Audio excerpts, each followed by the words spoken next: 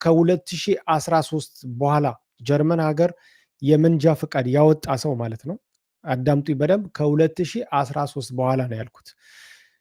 ጀርመን ሀገር መንጃ ፍቃድ ያወጣ ሰው መንጃ ፍቃድ ያቺ ፕላስቲክ ካርታዋ ማለት ነው ያ ለ15 ዓመት ነው የምታገለግለው። ከዛ ከ15 ዓመት በኋላ ያ ሰውዬ ምንድን ነው የሚያደርገው?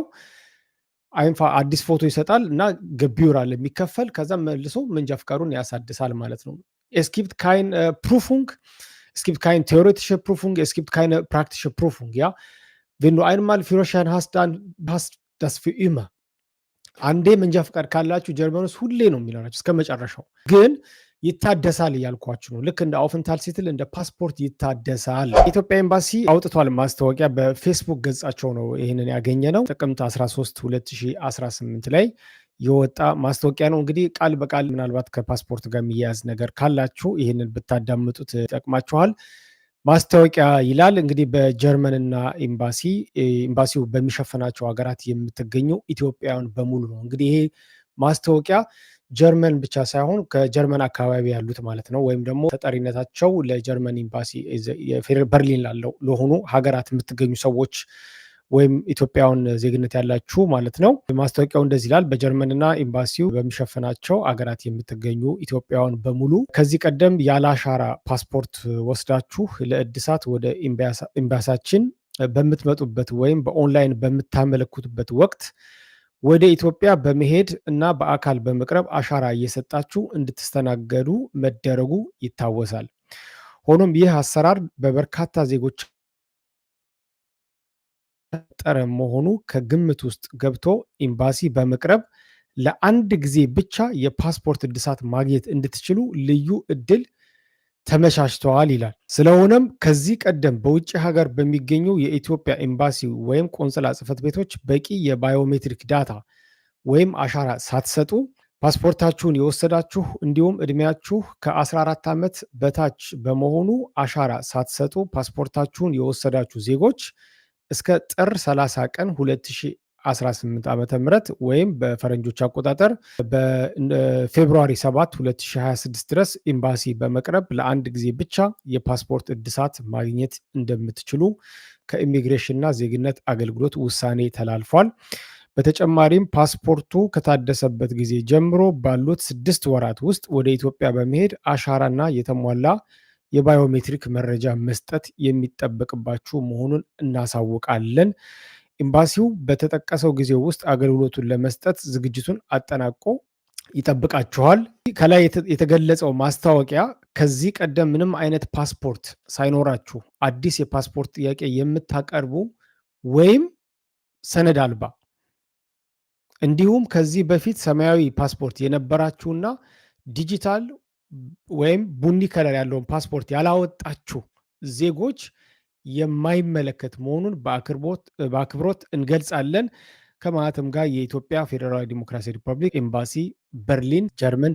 ዝቅተኛው የክፍያ መጠን ማለት ነው በአዲስ ከትላንት ወዲያ በወጣው መረጃ መሰረት አሁን በ2025 የ12 ዩሮ ከ82 ሳንቲም ነው በሰዓት አንድ ሰው ሚኒመም የሚከፈለው ማለት ነው። በ2026 ጃንዋሪ ላይ ማለት ነው በ2026 ጃንዋሪ ላይ 13 ዩሮ ከ90 ላይ እንዲሆን አሁን ተወስኗል ማለት ነው። ስለዚህ ከሁለት ወር በኋላ ሚንደስሎን ዝቅተኛው በአንድ ሰው ጀርመን ውስጥ በዝቅተኛ 13 ዩሮ ከ90 የሚከፈለው ይሆናል ማለት ነው። በ2027 ደግሞ 14 ዩሮ ከ60 ሳንቲም የሚከፈለው ቱርቦ አይንበርገሮንግ ወይም ደግሞ ፈጣኑ የጀርመን ዜግነት ሂደት እንግዲህ እንደ መቋረጡ ይታወሳል። በ3 ዓመት የነበረው ወደ 5 ዓመት መልሰው ወደዛ ማስቀረታቸው ይታወቃል። በፓርላማም ጸድቋል።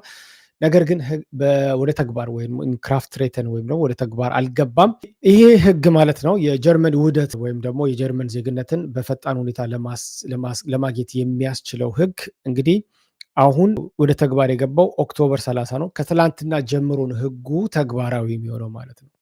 ስለዚህ ከኦክቶበር 30 ጀምሮ ምንድነው ህጉ ተግባራዊ ይሆናል። ስለዚህ ከወረቀት ወደ ተግባር ገብተዋል። አብዛኞቻችን ስራ ለመፈለግ የምንጠቀምበት አንዱ ፕላትፎርም እንግዲህ ልክ እንደ ፌስቡክ እንደ ዩቱብ በደንብ በፕሮፌሽን ደረጃ ብዙዎቻችሁ የምትጠቀሙበት የሊንክዲን ፕላትፎርም ነው። ከኖቬምበር 3 ጀምሮ ማለት ነው ዳታዎቹን ወደ ለካኢ ወይም ደግሞ ለኩንስትliche ኢንቴሊጀንስ ወይም ደግሞ ለአርቲፊሻል ኢንቴሊጀንስ ትሬን ለማድረግ ዳታዎችን እንደሚጠቀሙ አሳውቀዋል። ይህንን ነገር እናንተ ሴቲንግ ውስጥ ገብታችሁ ዳተንሹትስ አይንስቴሉንግ የዳታ ፕሮቴክሽን ሴቲንግ ውስጥ ገብታችሁ ይህን ነገር አውስሻልተን ማድረግ ትችላላችሁ ወይም ማጥፋት ትችላላችሁ ማለት ነው። ስለዚህ የሚጠቀሙት ምንድነው ለካኢ ሲስተም ወይም ደግሞ የፕሮፋይል ኢንፎ የሚያገኙት አንደኛ ስማችንን ነው። ስማችንን የሙያችንን አውስቢልዲንግ ካረግን እሱን ስታንዶርት ያለንበትን ቦታ ፌሽካይትን ችሎታዎቻችንና ኦፈንትሊሽ ባይትሬገ ወይም ደግሞ ፐብሊክ ላይ ፖስት ያደረግናቸው ነገሮች ካሉ እነዚህን ለካኢ ትሬኒንግ ስለሚጠቀሙት እንግዲህ ይህንን ነገር እንዲጠቀሙባችሁ ማትፈልጉ ከሆነ ዳታ ውስጥ ገብታችሁ ዳታ ሴቲንግ ላይ የሊንክዲን ማስተካከል ይኖርባቸዋል ማለት ነው። በዚህ የሙያ መስክ ውስጥ ያሉ ኢትዮጵያኖች እንዳሉ አላውቅም። ነገር ግን አዲስ የታሪፍ ፈርትራግ ወጥተዋል። ይሄ ለፍራይቤሩፍሊሽ ሄባምን ከቅጥር ውጭ ሆነው ለሚሰሩ አዋላጆች ማለት ነው፣ የሚድዋይፈሪ ማለት ነው። እዚህ ላይ የሚሰሩ ኢትዮጵያኖች ካሉ ጌርኔ ኮሜንት ላይ ጻፉልኝ። ኖቬምበር ላይ አዲስ ህግ ወጥተዋል። እንግዲህ ክፍያው በጣም ነው የሚስበው ከክሊኒኮች ውጭ ማለት ነው። ወደፊት ከዚህ በኋላ ከኖቬምበር ጀምሮ ማለት ነው አዲስ በሚወጣው ህግ መሰረት ከክሊኒክ ውጭ ሄደው አዋላጆች ይህንን ስራ በሚሰሩበት ጊዜ ሚንድስተንስ ነው የሚለው በዝቅተኛው ክፍያ 74 ዩሮ በሰዓት ነው እንግዲህ እንዲከፈላቸው አዲስ ታሪፍ የወጣው ማለት ነው። እኔ ሄባም ይሄን ያህል እንደሚከፈላቸው አላውቅም። ምናልባት ኢትዮጵያኖች በዚህ አይነት ሙያ ውስጥ ካላችሁ ጌርነ ቢተ ሽራይብ እንደ ኮሜንታር 74 ዩሮ ነው ጋይስ በሰዓት ማለት ነው። ስለዚህ ወደዚህ ስራ እንዴት ነው እንግዲህ በጣም ከፍ ያለ ገንዘብ ነው። በሰዓት 74 ዩሮ ከክሊኒክ ውጭ ይህንን ስራ በሚሰሩበት ሰዓት እንዲከፈላቸው ሚንድስተንስ አዲስ ህግ ወጥቷል ማለት ነው። የግላስ ፋዘር ኔትስ ማለት ነው በጀርመን ያለውን እንግዲህ ጀርመን ታውቃላችሁ በኢንተርኔት በጣም ትታማለች። እንደውም አንዳንድ ጊዜ ይቀልዳሉ አፍሪካ ያለው ኢንተርኔት ይበልጣል አይነት ነገር ነው ይላሉ አንዳንዶችም ሲያወሩ። ምክንያቱም ቪዲዮዎችን በጣም በኳሊቲ በሚያዩበት ጊዜ እንደዚህ አይነት አስተያየት ይሰጣሉ። ያው እንደ ቀልድም አድርገው ግን የራሳቸውን ኢንተርኔት ራሳቸው ይተቻሉ። ጀርመን የተሻለ ኢንተርኔት ያስፈልጋታል በሚል ምናልባት የሽትሮማን ቢተሮች እንደ ኢንቴግ አይነት ከላኩላቸው አላቅም። ግላስ ፋዘር ሊዘረጋ ነው ማለት ነው። አዲስ የጌዜት ወጥቷል በ12 ማለት ነው። ከ12 ኖቬምበር ጀምሮ ይህ ህግ በኤዩ ጊጋቢት ጌዜት ማለት ነው ጌኢአ ወይም ጂአይኤ ማለት ነው ወደ ተግባር ውስጥ ይገባል። እንግዲህ ምንድን ነው በአውሮፓ ውስጥ አጠቃላይ የግላስ ፋዘርን ለመገንባትና ፈጣን የሆነ ኢንተርኔት አገልግሎት እንዲያገኙ ሀገራት ማስቻለው። በተለይ ደግሞ ላንግ ፍሪስቲክ በቤሰረስ ኢንተርኔት ኢን ዶችላንድ ነው። እንደውም እየመጡ አንገቦት እንሰጣቸዋለን ይህን ያህል ገንዘብ የሚያወጣ ለምሳሌ እስከ 1500 የሚዘረጋ ኬብል በነፃ ልንሰራላችሁ እንችላለን። እኛ ጋር አሁን የመጣው ደብዳቤ እንደዚህ ነው። ከዛ ደግሞ ምንም አይነት ይሄ ጊዜ ካለፈ እንትናትሉም ወስኑ የሚል አንዳንድ መልእክቶች መጥተውላችሁ ሊሆን ይችላል። ከቴሌቪዥን ጋር በተያያዘ ነው። በፊት ቴሌቪዥን ያላችሁ ሰዎች ካላችሁ የአልተ ፈርንዜር ኤምፋንገን ካይን öffentliches ፈርንዜር ለምሳሌ ከዚህ በኋላ ከኖቬምበር 18 ጀምሮ በደንብ አዳምጤ ከኖቬምበር 18 ጀምሮ ኤችዲ መቀበያ የሌላቸው ማለት ነው። ምንም አይነት ፕሮግራም አይተላለፍላቸውም። ስለዚህ እንደ ሲዲኤፍ እንደ አርዴ በኤስዲ ኳሊቴት ማለት ነው በፊት በነበረው በስታንዳርድ ዴ ኳል መሰለኝ ዳይሜንሽን መሰለኝ ኤስዲ ሽቫይስ ንሽት ኤችዲ ግን ያው እንግዲህ ያው ሃይ ዳይሜንሽን ነው በኤስዲ ኳሊቴት እንደማይተላለፍ ነው።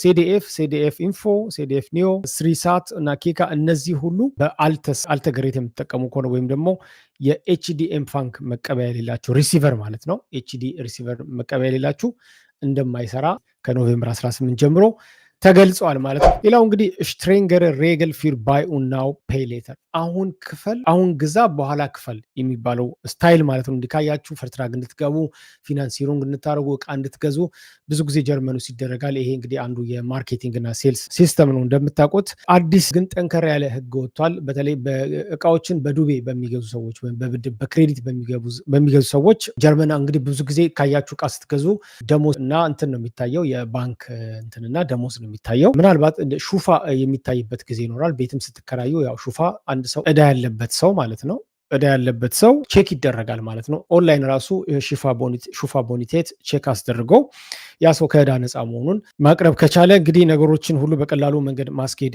የሚችልበት ሁኔታ አለ። ይሄ ጠንከር ያለ ህግ እንግዲህ የሚወጣው ምንድነው ባይ ናው ፔይ ሌተር የሚለው ህግ ማለት ነው። እንግዲህ ከኖቬምበር 20 ጀምሮ ማለት ነው ጠንከር ያሉ ህጎች ይወጣሉ። በተለይ እቃ በምትገዙበት ሰዓት እና ራተን ወይ ደግሞ ሽፔተር በኋላ በሚከፈልና በየጊዜው በሚቆረጥ ማለት ነው አዲስ ጠንከር ያለ ነገር ይመጣል። ምንድነው ገዢዎች ማለት ነው አንድ ክሬዲት ፕሩፉንግ እንዲያደርጉ ያስገድዳል ማለት ነው። ክሬዲት ፕሩፍ እንዲደረግ ማለት ነው። ሌላው ደግሞ ባንኮች ምንድነው የበለጠ ለሩክ ሳሉን ፍሊሽቲንግ ኢንፎርሚርን ማድረግ ይኖርባቸዋል። አላማው ምንድነው ሲባል ይሄ ሹትስ አይንኮምን ሽቫህ አዝ ሃውስሃልድ ፎር ፈርሹሉንግ እንግዲህ ብዙ ሰዎችን በገቢ ማለት ነው በገቢ ዝቅተኛ የሆኑ ሰዎችን ከከፍተኛ እዳ ለመጠበቅ ነው። እንግዲህ ሰው ዝም ብሎ ገዝቶ እዳ ውስጥ እንዳይገባ እነሱን ሹት ስለማድረግ የክሬዲት ፕሩፉንግ ጠንክር ያለ የቼክ መደረግ እንዳለበትና ባንኮች ደግሞ ለተበዳሪዎች ደግሞ ምንድነው የበለጠ ስለ መልሶ መክፈል እንዳለባቸው በቂ መረጃ መስጠት እንዳለባቸው የሚያሳይ ለማስቻለው ባየርን ላይ ማለት ነው። ለተማሪዎች ብቻ ባየርን ላላችሁ ወላጆች እንግዲህ ለእናንተ ጥሩ ነው። እንደ መረጃ ኖቬምበር 19 ሽክላው በኖቬምበር 19 ኖቬምበር ሮብ ቀን ነው። ፋየር ታግ ነው ማለት ነው። ያ ፋየር ታግ ነው። ይሄንን ላይክ ዛክሰን ነው ግን ዛክሰን እና ባየርን ግን ነው የቡስና ቤት ታግ ነው። የቤት ታግ እና ቡስን ቤት ታግ 19 ኖቬምበር ዛክሰን ሃውሰን አይን ፋየር ታግ ነው ማለት። ስለዚህ ሮብ ቀን ነው የሚለው ባየርን ያላችሁ ወላጆች እና ዛክሰን ያላችሁ ጀስት ለኢንፎርሜሽን እንድትይዙ ነው። ሌላው ከመኪና ጋር የተያዘ አንድ መረጃ ይኖረኛል። እንደሚታወቀው ጀርመን ሀገር ውስጥ እንግዲህ እኔ እስከማውቀው ድረስ እንግዲህ በብዛት የካኤፍሴት ቨርዚሸሩንግስ ቬክሰል ወይም ደግሞ የተሽከርካሪዎች ኢንሹራንስ መቀየር ትችላላችሁ። እንግዲህ ፈርትራጋችሁ እንደ ኮንትራታችሁ ይወሰናል። ነገር ግን ስትቀይሩ ብዙ ጊዜ የጊዜ ገደብ አለ፣ ፍሪስት አለ። ምክንያቱም ከአዲስ ዓመት የሚጀምር ከሆነ ቀድማችሁ ማሳወቅ ይኖርባቸዋል። ስለዚህ በአሁኑ ሰዓት ማለት ነው የመኪና ኢንሹራንስ ውድ ሆኖብኛል፣ አልተመቸኝም፣ ተገቢውን አይነት የኢንሹራንስ ከቨሬጅ አላገኘውም ወይም ደግሞ ደስተኛ አይደለም የምትሉ ሰዎች ካላችሁ ከኔክስት ይር ጀምሮ የመኪና ኢንሹራንሳችሁን መቀየር የምትፈልጉ ሰዎች ዴድላይን አለው። የድሮውን ማለት ነው የአሁኑ ያላችሁበትን ኢንሹራንስ እስከ ኖቬምበር 30 ዴድላይን ነው። እስከ ኖቬምበር 30 ድረስ ኩንዲጉንግ የማድረግ ጊዜ አላችሁ ማለት ነው። ስለዚህ ኢንሹራንስ መቀየር የሚፈልግ ሰው የመኪናውን እስከ ኖቬምበር 30 2025 ድረስ ኩንዲጉንግ ማድረግ ይችላል ማለት ነው። የኩልቱር ፓስ እንግዲህ ከዚህ በፊት ቪዲዮ ሰርቼላችኋለሁ። እድሜያቸው 18 የሞላቸው ልጆቻችን የ200 ዩሮ መንግስት ስጦታ እንደሚሰጥ እና ለኪኖ፣ ለመጽሐፍ፣ ለኮንሰርት፣ ለአንዳንድ ነገሮች መጠቀም እንደሚችሉ አንትራክ ማድረግ እንደሚችሉ ከዚህ በፊት ዜናዎች ሰርቼ ብዙ ሰዎች እንደተጠቀማችሁ ነግራችሁኛል። ነገር ግን መንግስት ደግሞ ይህን ፕሮግራም ትቶታል። ግን እስካሁን ያለው ማለት ነው ጉታበን ያለው ወይም ደግሞ ጉታበን ያላችሁ ሰዎች እስከ ኖቬምበር 30 መጠቀም ትችላላችሁ። ከዛ በኋላ አይሰራም ማለት ነው። ያ ጀርመን የመጣ ሰው አዲስ ለመጣችሁ ሰዎች በተለይ ትዕግስት አድርጉ። ትዕግስትን ከኛ ተማሩ። ብዙ ሰዎች ትዕግስት በማጣት ብዙ ማይሆን ውሳኔ ወስነዋል እና በተቻለ መጠን እስከ መጨረሻው ያለውን ነገር ለማየት መሞከር ጥሩ ነው። እስከ መጨረሻው ያለውን ነገር መታገል መሞከር። ካልሆነ እኮ ፕላን ቢ የሚባል ነገር አለ። ያ you can do it ያንን ታደርጉታላችሁ። ነገር ግን እስቲ መጨረሻውን ያለውን ነገር እይ ነው።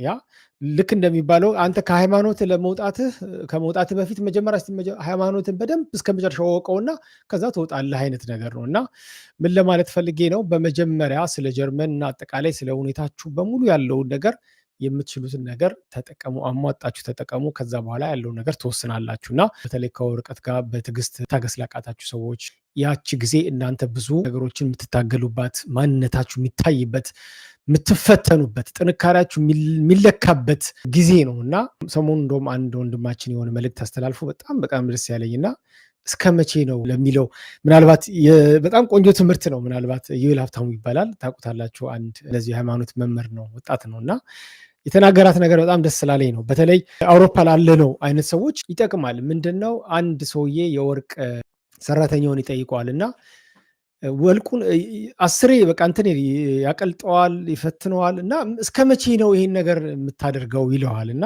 ያው ወርቁ የኔን መልክ እስኪያሳይ ድረስ ማለት ነው፣ በደንብ ጥርት እስኪል ድረስ ነው የምፈትነው አለው እና እግዚአብሔርም በሕይወታችን እኛ በቃ የእሱን ፊት እስኪያይብን ድረስ ሊፈትነን ይችላል የሚል መልእክት አለውና በጣም ፓወርፉል ሜሴጅ ነው። እውነት አንዳንድ ጊዜ በትዕግስት ታሽተን መከራ የኳላቸው ሰው ነው የሚለው እንትና ልክ እንዴት ነው ስንወጣ ቤስት የሆነ ቨርዥን ሊወጣን ይችላል እና ነገሮችን ሁሉ ፈተናውን ሁሉ እንደ ማማረር ባናደርገው ጥሩ ነው። ሁልጊዜ ነገሮች እንደሚያልፉ ማወቅ፣ አሁን ያላችሁበት ሁኔታ እንደሚሻል ማወቅ ሁልጊዜ የምለው ነገር ነው። ምክንያቱም እንደዛ ስለሆነልኝ ብዙ ሰዎችም ሲሆንላቸው ስላየሁኝ ማለት ነው።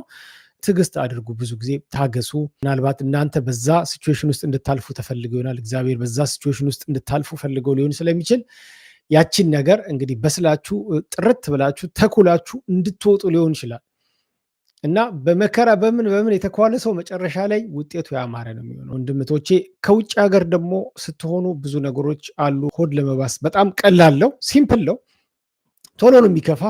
ይህን ነገር ደግሞ ብዙዎቻችሁ ታውቁታላችሁ። ይህንንም ነገር የምናገረው አዳዲስ ላላችሁ ሰዎች ነው። አዳዲስ ሰዎች ስለምትከታተሉኝ ብዙ ሰዎች ይህንን ቻናል እንደሚከታተሉ አውቃለሁ። ብዙ ቻሌንጆች ሲመጡባችሁ እንደሚያልፍ እንደሚቀየር ነው እና ሰውየው አፍ ላይ ስታዩት ያ ትላላችሁ፣ ግን እንትን ይላችኋል፣ ይፈታተናችኋል። አይ ነው ግን ያልፋል። በጣም በሚገርማችሁ ሁኔታ ያልፋል። በጣም በቃ እንደዚህ ሆኜ ነበር እንዴ ትላላችሁ። የምሬን እኮ ነው። ሲሪየስሊ እስቲ እንደው ፈገግ በሉበት፣ ችግራችሁን ሳቁበት። እውነቴን ነው። የሆነ ታይም ላይ እንደዚህ ብዬ ነበር ወይ የምትሉበት ጊዜ ይመጣል እና ወንድሞቼ አይዟችሁ፣ ሁሉ ነገር የሚስተካከለው ችግርም ሲኖር ለዓላማ ነው። ስትፈተኑም ለጥንካሬ ነው። በቃ ቤሰር ቨርዥን እንድትወጡ ነው። በቃ ወርቅ እንደሚፈተነው ስደት ላይ ያለ ሰው ደግሞ በጣም በብዙ ነገር ይፈተናል። ያ ከሀገር ውጭ መፈተን ማለት ከባድ ነው፣ ሰው በሌለበት። አይዟችሁ፣ ሁሉም ነገር የሚስተካከለው በትዕግስት የሚታለፍ ነው፣ በጸሎት የሚታለፍ ነው። ጸሎት በጣም ወሳኝ ፓርት ነው። ኢትስ ዘ ቤስት ፓርት ማለት ነው። ባይዘው ጸሎት ኢዝ ዘ ቤስት ፓርት። ሁሉ ነገር ማሸነፍ የምትችሉት በጸሎት ነው። ያ በጸሎት ነው። ሰውየው ክፉ ቢሆንባችሁ ክፋቱን ማስቀየር የምትችሉት በጸሎት ነው። የምሬን እኮ ነው። እንዲህ ጥመም ያለው ሰውዬ ያቃናልሃል እግዚአብሔር። አንተ ጸለይበት ከወጣ ይስተካከላል። እውነቴን እኮ ነው። እሱ በጣም ወሳኝ ፓርት ነው። በጣም ወሳኝ ፓርት ነው። ብዙ ሰው ከዲፕሬሽን እያመለጠ ያለው አውሮፓ ውስጥ ራስን በሱስ ከመጉዳት ከመጥፎ ከአላስፈላጊ ጭቅጭቅ፣ ንትርክ፣ ንዝንዝ ህይወት ውስጥ ሊያስወጣህ የሚችለው ጸሎት ነው። ይህንን ደግሞ በመሰክረውም እንትን ብለውም የማይሰለቸኝ ነገር ነው። ሁል ጊዜ በየቀኑ የማየው ነገር ነው። በራሴ ህይወት የማየው ነው። በሌሎች ሰዎች የማየው ነገር ሪከመንድ የማደርገው እሱን ነው። በቃ ከሀገር ስትወጣ ፈጣሪ ነው ያለ።